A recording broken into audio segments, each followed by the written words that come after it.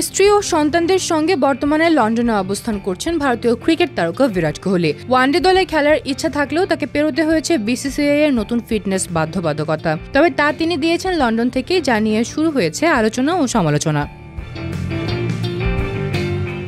BCCI এর নিয়ম অনুযায়ী জাতীয় দলে জায়গা পেতে হলে প্রত্যেক ক্রিকেটারকে বেঙ্গালুরুর জাতীয় ক্রিকেট একাডেমিতে গিয়ে ইও ও মৌলিক শক্তির ফিটনেস টেস্ট দিতে হয়। কিন্তু কোহলি বোর্ডের কাছ থেকে বিশেষ ছাড় নিয়ে লন্ডনেই এই টেস্ট সম্পন্ন করেন। এই সুযোগ অন্য কেউ পাননি। রোহিত শর্মা, শুভমান গিল, মোহাম্মদ সিরাজ সহ বাকিরা নিয়ম মেনে বেঙ্গালুরুতে টেস্ট দিয়েছেন। দৈনিক জাগরণের প্রতিবেদন অনুযায়ী কোহলিই একমাত্র ক্রিকেটার যিনি দেশের বাইরে বসে এই পরীক্ষা দেন। বিসিসিআই এর এক কর্মকর্তা জানান, কোহলি অনুমতি নিয়েই টেস্ট দিয়েছেন। এটি নিয়ম ভাঙা নয়, তবে ভবিষ্যতে অন্য কেউ এমন সুযোগ পাবে কিনা সেটা বোর্ডের সিদ্ধান্ত।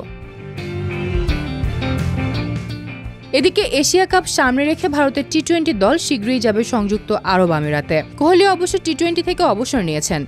বোর্ড জানিয়েছে, ইনজুরি রোধে এখন থেকে জাতীয় দলের সুযোগ পেতে ফিটনেস টেস্ট পাস করাই হবে প্রধান শর্ত।